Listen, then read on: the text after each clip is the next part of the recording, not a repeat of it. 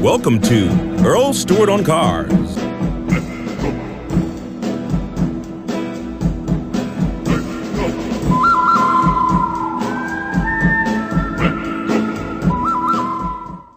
If an insurance company totals a car, then the title so reflects it. So let's say your car got flooded and you called your insurance company. They buy you a new car, they total the car, and now you've got a car that's scrap. They take the car and theoretically they sell it to a scrap dealer. But sometimes scrap dealers don't buy them. Sometimes unscrupulous dealers buy them. Then they take the car to one of about 13 states. Vermont is the nearest state to us.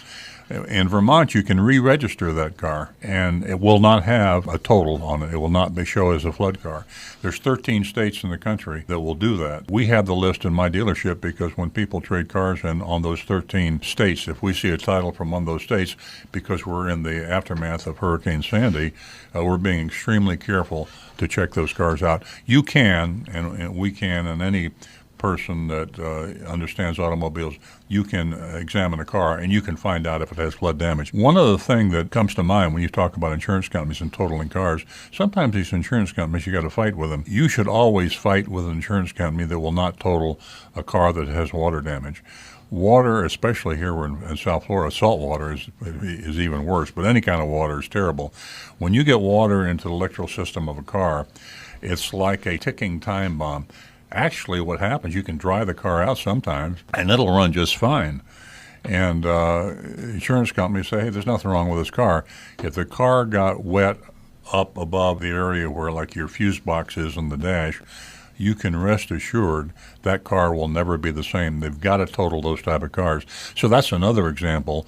Some cars are not totaled, but they had flood damage anyway, and that's a good reason to look at the car carefully, a used car especially, or new car, because a lot of those cars that were flooded in Sandy were new cars off the dealers' lots. That is a huge boon to a lot of unscrupulous people.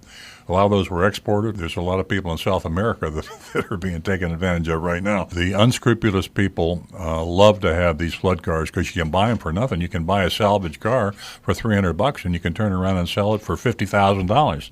You take a flooded Cadillac, new Cadillac that sells for $50,000, $60,000, $70,000. You can sell that for $50,000. It costs you $500.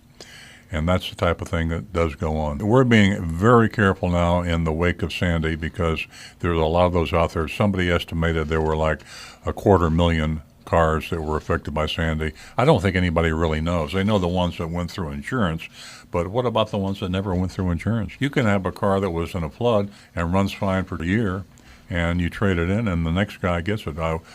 We even had a new car that we got from another dealer in Fort Lauderdale that had some damage, and we don't know how that damage happened. Interior was rusting, and we spotted it right away, and we were able to get some help from Toyota, although it wasn't under warranty. But salt water damage is just absolutely the worst thing you can do to a car.